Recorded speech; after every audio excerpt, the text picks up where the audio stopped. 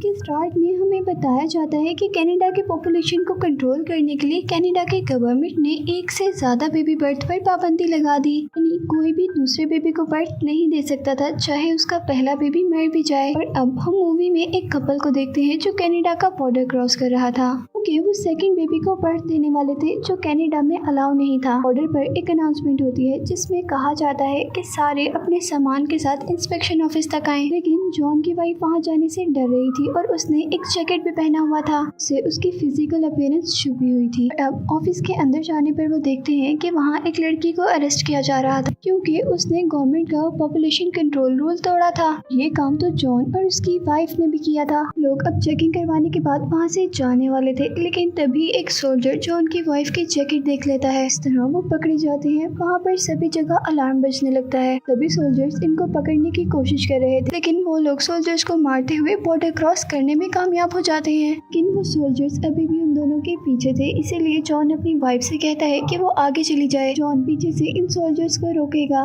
इस तरह जॉन की वाइफ बच जाती है और जॉन अरेस्ट हो जाता है। और नेक्स्ट सीन में हम जॉन को प्रिजनर्स यानी कैदियों के साथ देखते हैं। तो एक ट्रक में फोर्ट्रेस ले जाया जा रहा था। फोर्ट्रेस एक डेजर्ट के दरमियान एक अंडरग्राउंड जेल था। जेल में प्रिजनर्स को ज़हनी तौर पर भी कैदी बना लिया जाता था। ये नहीं कोई प्रिजनर पुलिस के खिलाफ कुछ सोच भी नहीं सकता था। उनकी सोच को कंट्रोल करने के लिए वो लोग न्यू टेक्नोलॉजीज का इस्तेमाल कर रहे थे। इस जेल में से किसी भी तरह बचकर जाना मुमकिन नहीं था। अब फोर्ट्रेस के अंदर प्रिजनर्स को सोल्जर कपड़े उतारने का कहते हैं और उनको एक वॉइस वेलकम कहती है जो कि वहाँ के डायरेक्टर की थी। के बाद सब लोगों को एक रूम में लेकर जाया जाता है जहाँ वो सब लोग एक प्रोसेस से गुजरते हैं। इस प्रोसेस में उनकी इंटेस्टाइन में एक सिक्योरिटी सिस्टम इंजेक्ट कर दिया जाता है और ये सिस्टम उनके माइंड और बॉडी को कंट्रोल भी कर सकता था और उनको सजा यानी पनिशमेंट भी दे सकता था। प्रोसेस का नेम इंटेस्टिनेशन था। अब यहाँ का डायरेक्टर इन लोगों को एक ग्राफ की हेल्प से बताता है कि अगर ये लोग जेल की येलो लाइन क्रॉस करेंगे तो ये सिस्टम इनको बहुत ज्यादा एब्डोमेन पेन यानी पेट का दर्द देगा, और अगर इन लोगों ने गलती से रेड लाइन को क्रॉस कर दिया तो वो लोग फौरन ही मर जाएंगे। अब डायरेक्टर की बात सुनकर यहाँ पर एक आदमी बहुत ज्यादा नर्वस होकर शोर करने लगता है और उसका पाँव येलो लाइन तक चला जाता है, जिससे उसे बहुत ज्यादा पेट में दर्द होता है और वो आहिस्ता आहिस्ता करके गलती से रेड लाइन तक भी पहुँच जाता है, जिससे उसका बेली फूल जाता है और एकदम से वो मर जाता है। इसके बाद सोल्जर्स प्रिजनर को अंडरग्राउंड लेकर जा रहे थे और जाते जाते उनको पता चलता है कि ये जगह बहुत ज्यादा जमीन के नीचे है। इस बेसमेंट में 30 फ्लोर्स हैं। अब यहाँ जॉन और उसका साथी प्रिजनर एक रोबोटिक डिवाइस के सामने थे जिसका नाम Z10 था। ये रोबोटिक डिवाइस यहाँ लोगों के ब्रेन को रीड करने का काम करती थी और अगर कोई उनके खिलाफ सोच रहा होता था तो उसके ब्रेन को स्कैन कर लिया करती थी और फिर सजा के तौर पर प्रिजनर्स को इंटेस्टिनेट डिवाइस जो कि उनके पेट में थी उसके जरिए बहुत ज्यादा पेन दिया जाता था। फिर Z10 डिवाइस उनको उनके रूम तक पहुँचा देती है जहाँ उन्हें और भी लोग मिलते हैं, लेकिन वो लोग बात करने से भी डर रहे थे।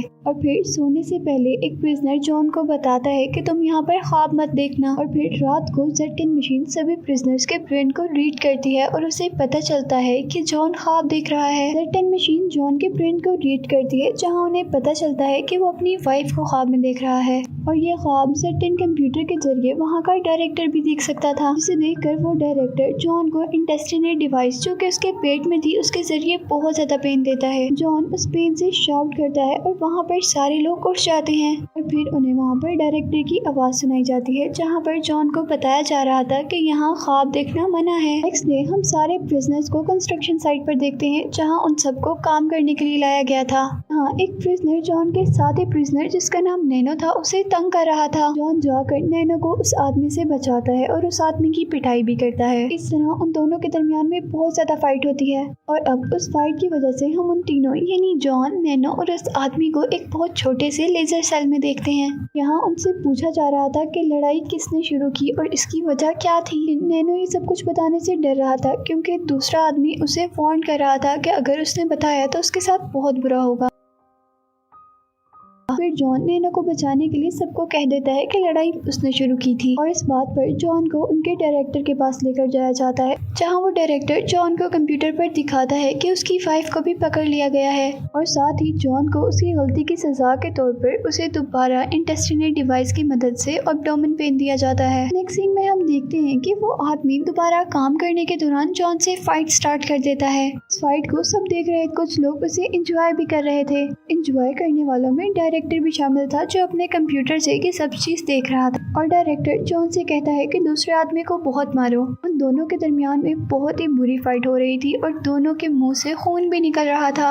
ये सब चीजें जॉन की वाइफ कैरन भी अपने फ्लोर से देख रही थी। जॉन उस आदमी को मारकर दूर गिराता है जहाँ से अब वो नीचे गिरने वाला था। डायरेक्टर जॉन से कहता है कि उस आदमी को नीचे गिराकर उसका काम खत्म कर दो, लेकिन जॉन ऐसा नहीं करता बल्कि उस आदमी की हेल्प करता है और उसे ऊपर लेकर आता है, जिससे डायरेक्टर को बहुत ज्यादा गुस्सा आता है और वो उस आदमी को इंटेस्टिनेट डिवाइस की हेल्प से खुद ही मार देता है। जॉन को सोल्जर्स डायरेक्टर की बात ना मानने पर एक मशीन से लटका देते हैं। जॉन को उसकी वाइफ से मिलवाया जाता है और फिर उस मशीन को चला दिया जाता है जो कॉन्टिन्यूसली सर्कुलर मोशन में मूव कर रही थी। यानी उस मशीन के अंदर जॉन घूम रहा था और इस मशीन में उसका दिमाग बिल्कुल खराब हो जाता है और वो सब कुछ भूल जाता है।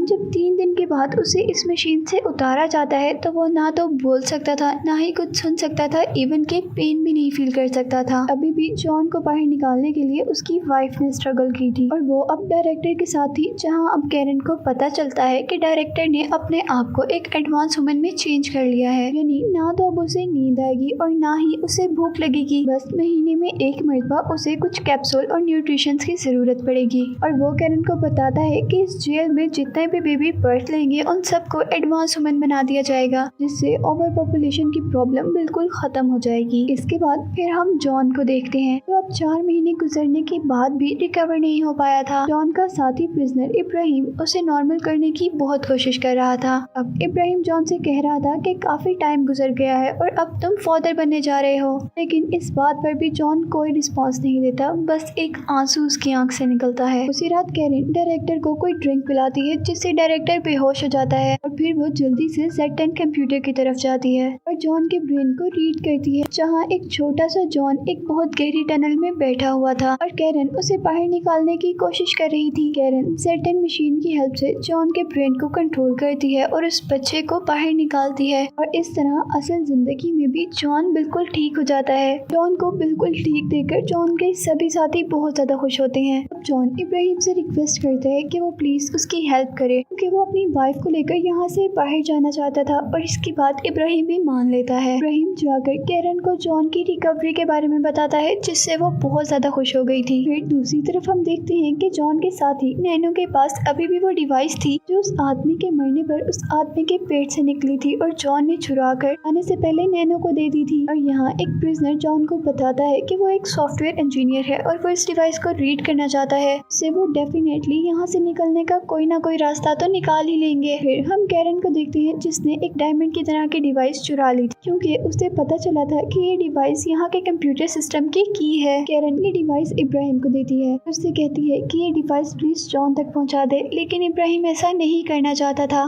क्योंकि वो ऐसा करने से फंस सकता था। लेकिन इब्राहिम फिर भी ये सब करता है जॉन के लिए, क्योंकि वो इस डिवाइस के जरिए यहाँ से निकलने का रास्ता ढूंढ सकते थे।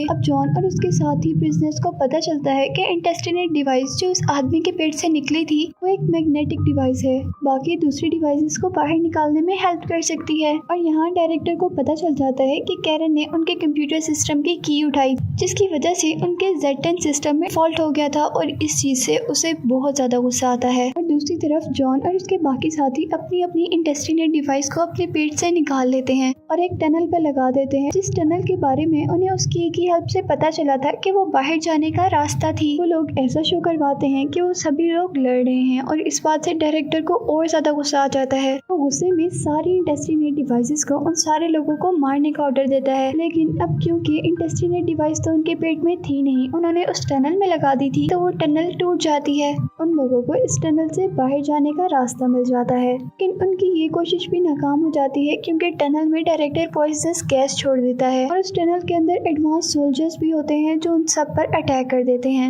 यहाँ प्लान के अकॉर्डिंग इब्राहिम कैरन को लेने आया था, लेकिन वहाँ उन्हें डायरेक्टर देख लेता है और गुस्से में डायरेक्टर इब्राहिम का गला दबाकर उसे वहीं पर मार देता है और वो कैरन को सजा देता है कि उसके बेबी को एक एडवांस वुमेन में चेंज कर दिया जाए। यहाँ टनल के अंदर जॉन उन सोल्जर से लड़ता है क्योंकि जॉन खुद भी एक सोल्जर था। फिर वो उन्हीं सोल्जर्स की गन लेकर उन्हीं को मार देता है और एक लिफ्ट में आ जाता है जहाँ से वो लोग ऊपर की तरफ यानी अर्थ की सरफेस की तरफ जाने वाले थे। वे प्रिजनर्स उन लोगों को देखकर बहुत ज्यादा खुश थे क्योंकि वो पहले लोग थे जो यहाँ से बचकर जा रहे थे। जॉन डायरेक्टर के पास जाता है और उससे कैरन के बारे में पूछता है और फिर जॉन खुद ही कैरन को कंप्यूटर स्क्रीन पर देख लेता है जहाँ उसके बेबी को एडवांस वुमन बनाने की तैयारी की जा रही थी। जॉन डायरेक्टर से कहता है कि ये सब बंद कर दे, लेकिन वो ऐसा नहीं कर सकता था क्योंकि Z10 आउट ऑफ कंट्रोल था। जॉन डायरेक्टर को मारकर मेडिकल वार्ड का इलेक्ट्रिसिटी सिस्टम डिस्ट्रॉय कर देता है और जॉन के ये करने से सिक्योरिटी सिस्टम में भी कुछ खराबी आ जाती है। सभी लोग उस जेल से बाहर भागने लगते हैं। जॉन अपनी वाइफ और नैनो को लेकर वहाँ से बाहर आ जाता है और वो लोग उन्हीं की कार लेकर वहाँ से बहुत दूर चले जाते हैं। लेकिन जल्द ही जेल का कंप्यूटर सिस्टम ठीक हो जाता है। जिस कार में वो लोग आए थे वो कार भी Z10 के कंट्रोल में आ जाती है, इसीलिए वो लोग कार के कैमरा से उन्हें देखते हैं और उन्हें शूट करने लगते हैं जहाँ नैनो तो मर जाता है। लेकिन जॉन अपनी गन से उस कार को शूट कर देता है और वो कार उस शेड के अंदर आ जाती है जिस शेड में भी कैरन थी और वहाँ जाकर ब्लास्ट हो जाती है। जॉन तो बच जाता है लेकिन वो अपनी वाइफ कैरन को ढूंढने लगा था और कैरन उसे शेड के पीछे मिलती है जहाँ उनके पास उनका बेबी भी था और मूवी इसी के साथ एंड हो जाती है।